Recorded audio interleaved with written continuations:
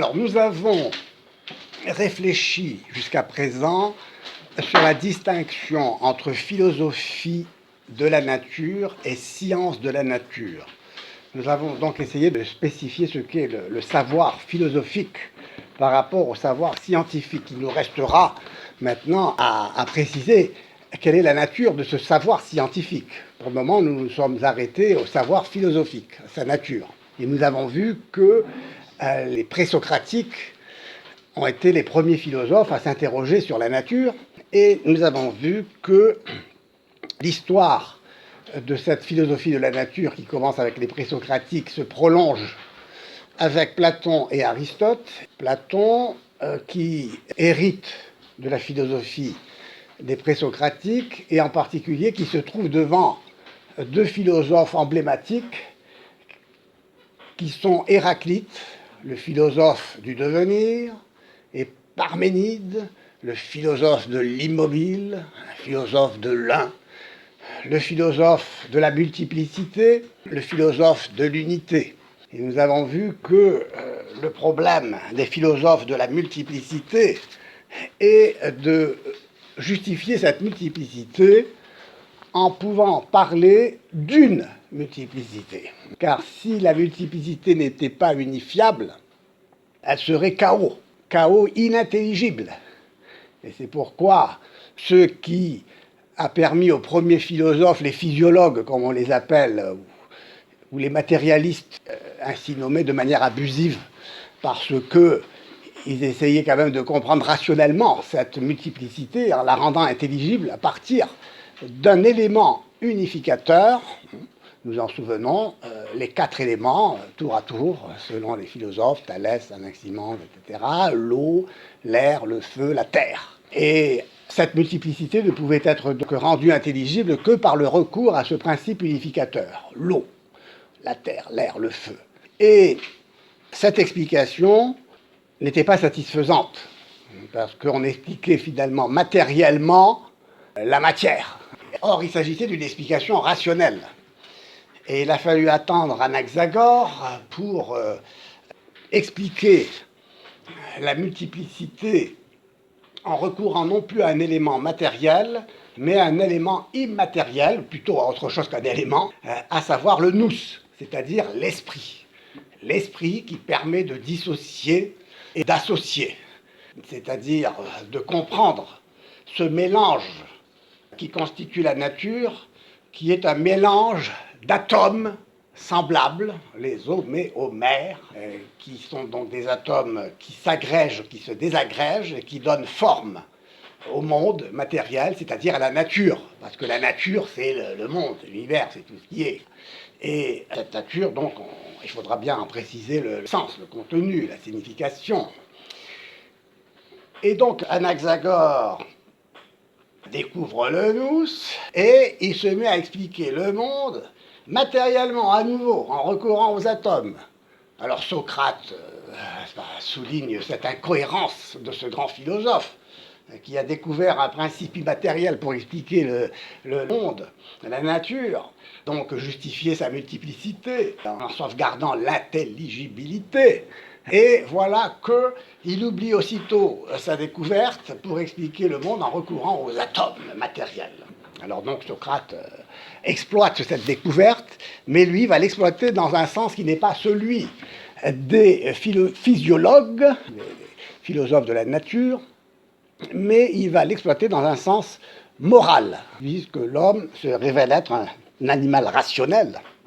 Il y a dans l'homme quelque chose de spirituel, le nous, et c'est ce qu'il va développer en montrant le problème principal de l'homme est de savoir comment justement vivre humainement, c'est-à-dire rationnellement.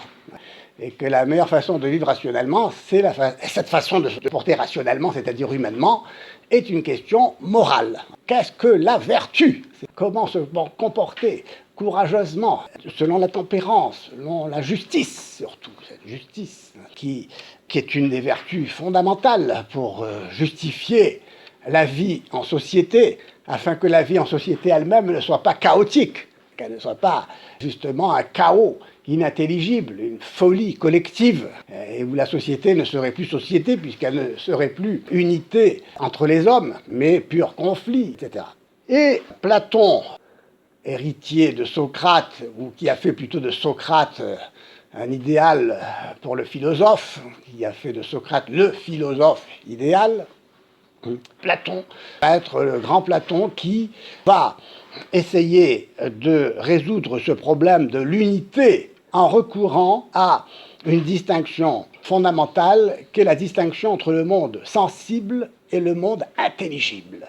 Ah, ce monde sensible, matériel, changeant, qui et où la question de savoir comment, si tout devient, eh bien rien n'est jamais, et donc comment percevoir quelque chose qui demeure. Et nous nous souvenons que Platon s'élève de la considération d'un monde qui change à un monde immuable, parfait, qui est le monde intelligible. Et c'est ainsi que tout ce qui se passe dans ce monde matériel n'est qu'une imitation, une participation au monde intelligible. Et si Socrate est un homme, c'est parce qu'il participe à l'idée d'homme. Et en vérité, ce qui est réellement réel, c'est l'idée d'homme. Que va devenir donc la réalité de Socrate dans ce monde matériel? Socrate est condamné à mort, à la ciguë, comme s'il était de trop pour la pureté de l'idée d'homme. Et donc pour Platon, la réalité de Socrate est dans l'idée d'homme. Socrate est donc pur néant, une ombre au fond de la caverne que le regard prisonnier de l'homme enchaîné dès la naissance dans ce monde matériel perçoit comme si c'était la réalité. Or, la réalité est en dehors de la caverne.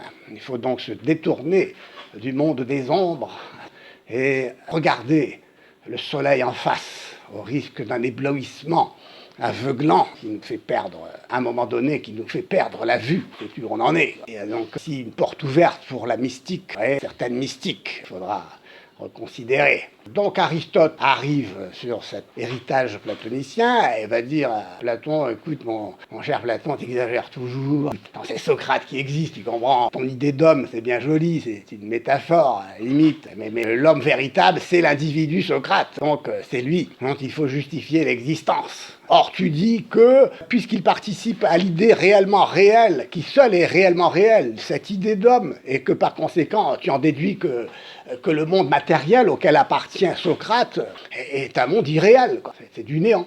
Et donc ce monde, à vrai dire, est illusoire, c'est une ombre dans la nuit, si on peut dire, de la caverne. Et nous savons que c'est le résultat d'une dégradation. Nous avons vu comment ce monde matériel est irréel parce qu'il n'est qu'une projection, qu'une imitation, et que la participation, qui est cette belle idée, une idée fondamentale d'ailleurs, toujours valable dans l'histoire de la philosophie, jusqu'au Moyen-Âge en particulier, cette idée de participation, Platon l'associe à la notion d'imitation. L'imitation, c'est un reflet. Et le reflet, ce n'est qu'un reflet, c'est irréel. Donc, c'est comme le reflet de l'idée d'homme dans un miroir brisé, où l'homme apparaît dans Socrate, dans Platon, dans Aristote, et dans la multiplicité de ces images, de ces reflets, mais qui ne sont que des reflets, dans un miroir brisé, qu'est ce monde multiple, qui est illusoire. Il n'y a aucune réalité. Et ce qui reçoit ce reflet, c'est ce qu'on appelle la matière, c'est-à-dire la réceptivité de cette forme dans le miroir. À vrai dire, pour Platon, cette matière, et c'est ce que va reprocher Aristote à Platon, c'est que Platon identifie cette matière au non-être, c'est-à-dire au fait que la réalité de Socrate ou de la fleur ou du chevreuil qui est passé tout à l'heure dans le parc, eh bien la réalité de tous ces faux êtres-là, si on peut dire, est dans l'idée parfaite, universelle, paradigmatique, éternelle, immuable, intelligible parce que appartenant à un autre monde, le monde intelligible. Et ce monde matériel est, à vrai dire, irréel. Et c'était bien le problème de Parménide aussi qui s'est posé et qui va rattraper en quelque sorte aussi Platon. Aurélien avait posé cette question intéressante, à savoir cette participation du monde matériel aux idées, soulève une autre question qui est la participation des idées entre elles, participation des idées entre elles, à savoir que, en résolvant le problème du statut de la multiplicité par la participation de ce monde matériel au monde intelligible, il n'a pas résolu finalement le statut de l'unité de cette multiplicité. Pourquoi? Parce que le problème de la participation va se poser au niveau des idées intelligibles. Et ainsi que, en disant Socrate est un homme, ce Socrate qui appartient au monde sensible n'est à vrai dire que le reflet de cette idée dégradée dans la réalité, enfin dans la pseudo-réalité du monde matériel, si Socrate donc est un homme par participation à l'idée d'homme, ou plus précisément, si je peux dire Socrate est un homme, en unifiant mon jugement, Socrate est un homme, il y a là une unité entre le sujet et un prédicat, eh bien, la question va être soulevée au niveau du monde intelligible. Quand je dirai « cet homme, Socrate, est grand », ah, tiens, désormais, la participation de Socrate à l'idée d'homme doit être prolongée par la question de la participation de l'idée d'homme, cette fois-ci, à l'idée de grandeur. Comment vais-je pouvoir dire « cet homme est grand » ? Eh bien, tout simplement en disant que l'idée d'homme participe à l'idée de grandeur. Ah, mais s'il y a donc participation de l'idée d'homme à l'idée de grandeur, qui me permet de dire cet homme est grand, en unifiant donc dans le jugement cette affirmation, je ne peux formuler cette proposition que par participation, qu'en annonçant une nouvelle participation de l'idée d'homme et de l'idée de grandeur à l'idée d'unité.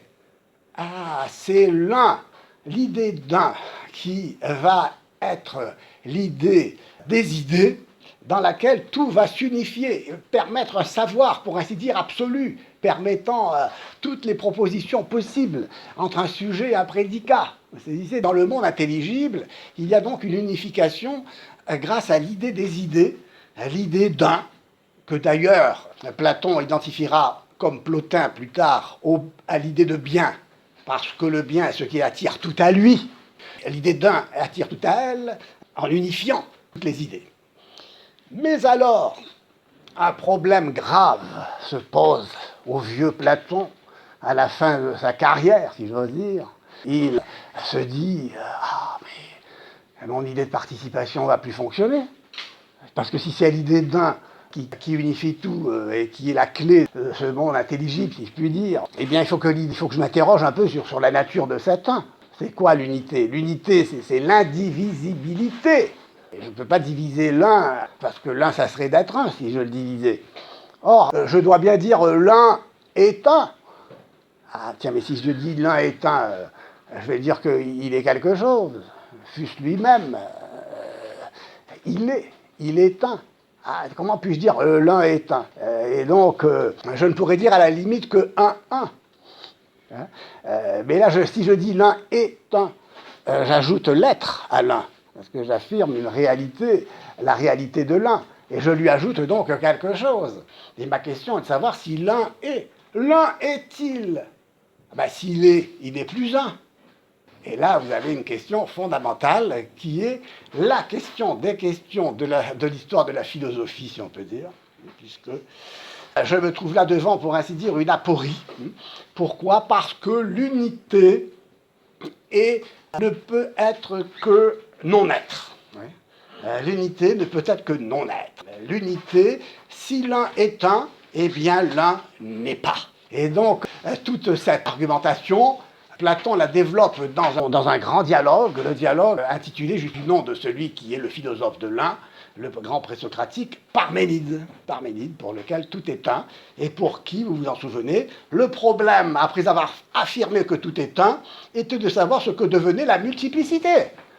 Eh bien, c'est très simple, pour lui, la multiplicité est de l'ordre du non-être. Alors, arrivé à ce sommet, comme en rampant, Aristote, malgré tout, n'a pas, allais-je dire, léger, dansant sur les cimes, eh bien, dépasse, pour ainsi dire, Platon en recueillant son savoir, sa sagesse, et va faire un reproche essentiel à Platon, à savoir qu'il ne distingue pas la matière et la privation. Qu'est-ce que cela veut dire? La matière, c'est ce qui permet à la forme de, pour ainsi dire, s'incarner, car la forme, c'est ce qui permet de déterminer ce qu'est une chose. Une chose, c'est bien quelque chose. Hein? C'est pas uniquement quelque chose au sens d'aliquide, c'est-à-dire au sens neutre, mais au sens d'aliqua res. Vous voyez, une res, c'est une chose bien visible, bien là devant moi. Et cette chose, eh bien, pour Aristote, elle est, et c'est là où nous allons étudier sa conception dite illémorphique, cette chose est composée d'une matière et d'une forme. Parce que les formes ne sont pas, selon Aristote, comme les idées de Platon, planant dans ce monde intelligible sans jamais, n'est-ce pas, s'incarner, si j'ose dire. Et donc, Aristote va dire, écoute mon cher Platon, tes formes, c'est bien joli tout ce que tu racontes, mais ce sont des métaphores poétiques. Et reviens sur Terre et considère que ces formes sont bien incarnées dans une matière. Cette matière donc n'est pas néant. Cette matière n'est pas néant. Elle est quelque chose. Aliqua res, c'est-à-dire une matière informée, de telle manière que ce qui constitue le monde de la nature, c'est vraiment ce qui est réellement. Voilà ce qui est réellement réel. C'est la substance, l'ousia, ce qui est, et non l'idée désincarnée d'un monde intelligible, coupé du monde sensible, avec lequel ce monde intelligible n'aurait de relation que sous forme d'imitation, alors qu'il s'agit ici d'incarnation, si on peut employer ce mot. La forme, donc, est reçue dans la matière, et en étant reçue dans la matière, elle s'individualise dans un être concret qui est composé de matière et de forme, de ulé, matière en grec, et de morphé, de forme, d'où l'expression illémorphique. La conception illémorphique de la philosophie aristotélicienne consiste à dire que toute substance, toute ousia en grec plus précisément, c'est-à-dire ce qui est en train d'être là d'ailleurs sous mes yeux, eh bien, est un composé de matière et de forme. Un composé de matière et de forme indissociable. Pas de forme sans matière, pas de matière sans forme. C'est à ce point nécessaire de concevoir tout individu, tout être, toute réalité concrète comme un composé de matière et de forme, que saint Thomas d'Aquin, qui sera l'héritier d'Aristote, eh bien, ira jusqu'à dire que l'ange lui-même, qui est un esprit pur, est composé de matière et de forme. Mais évidemment, il ne faut pas concevoir la matière, et ceci est pour nous un enseignement, comme la matière de la pierre, du caillou, de la roche, mais de la matière comme réceptivité. Comme la matière comme réceptivité d'une forme qui s'individualise grâce à cette matière, qui fait que la forme n'est pas universelle et existant dans un ciel intelligible, flottant en dehors de ce qui est, alors là, pour de bon, réellement réel, à savoir tel ange, pour parler du monde angélique, ou telle autre substance sensible, et qui, d'ailleurs, permet d'expliquer la hiérarchie même de tous les êtres composés. Je reviendrai peut-être là-dessus plus tard. Donc, la réalité, pour Aristote, c'est une réalité composée de matière et de forme, c'est-à-dire une forme qui est reçue en s'individualisant dans un réceptacle, si on peut dire, qui est la matière qui vient, disons, concrétiser et individualiser cette forme, de telle manière que ce n'est pas l'homme avec un grand H, l'idée d'homme unique et universel qui existe vraiment, mais Socrate, Platon, Aristote, qui sont autant d'êtres individuels, concrets. Alors, quel est le reproche que va faire Aristote à Platon et à travers lui finalement aussi aux présocratiques?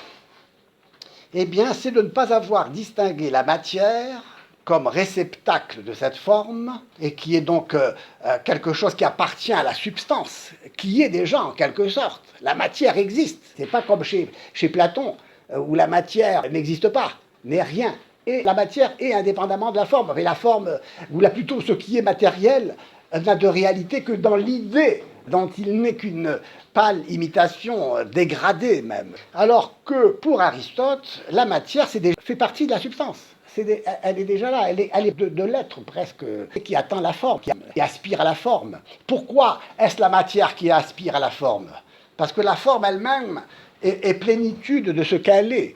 La forme d'homme, bon ben voilà, c'est la forme d'homme. La forme de fleur, une fleur est une fleur, quoi. Une fleur, c'est une fleur. Mais notionnellement, une fleur est une fleur. Si je considère la forme conceptuellement, je pourrais la définir comme étant une fleur et je pourrais définir à son tour cette fleur. Mais cette forme est matérialisée, individualisée, concrétisée dans le monde matériel, de telle manière que le monde matériel existe en quelque sorte déjà, puisque il ne peut pas venir de l'être étant déjà, on ne peut pas dire que la matière précède l'être, parce que la matière est déjà là.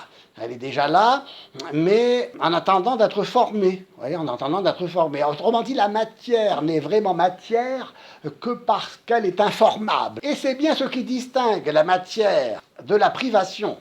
Car la matière qui est informable existe, est quelque chose. Substantiellement, elle fait partie de la substance. Alors que la privation, c'est du non-être. Car la privation, c'est ce qui est informe au sens où aucune forme ne viendra la former. Alors que la matière est faite pour la forme, pour recevoir une forme. La privation, elle, est du non-être parce qu'elle ne reçoit aucune forme qui viendrait, disons, la déterminer, la concrétiser, la réaliser dans un être substantiel comme la matière qui reçoit la forme. Informée par la forme. Voilà, c'est ça, elle est informable parce qu'elle peut recevoir une forme. Et on peut dire en ce sens qu'elle est en puissance de recevoir la forme. Tu vois ?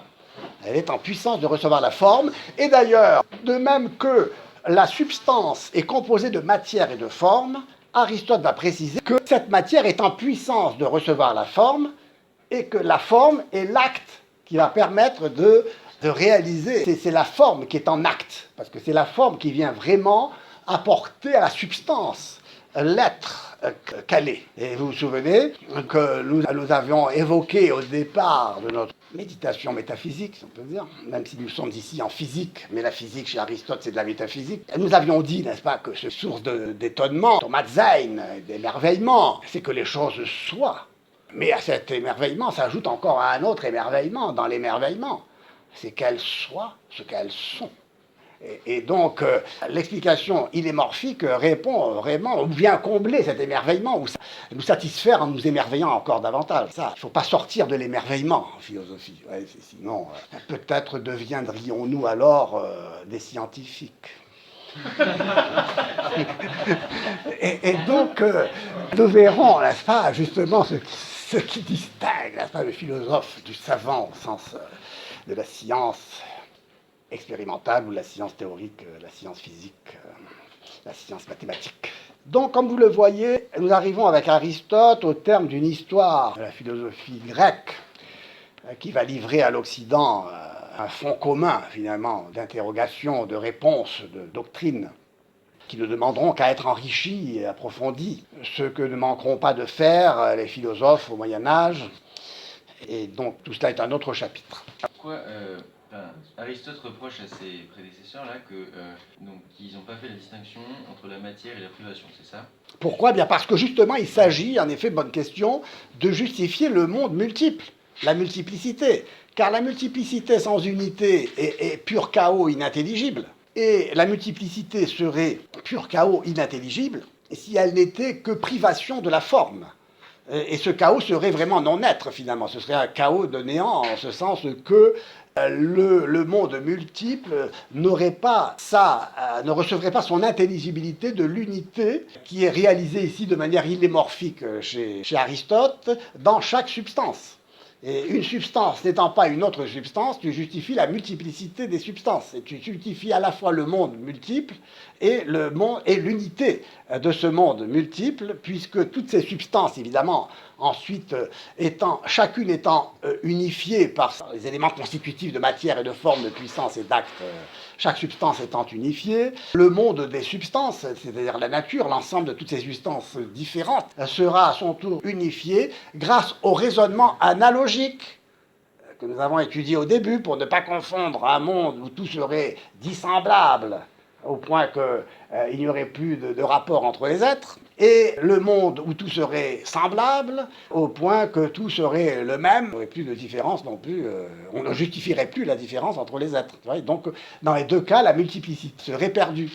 La richesse de ce monde de la nature qui s'offre à nous sous la forme d'une multiplicité rayonnante, si on peut justifier. C'est bien d'ailleurs ce que la notion de création va sauvegarder ou mettre en relief, en disant que la création est bonne.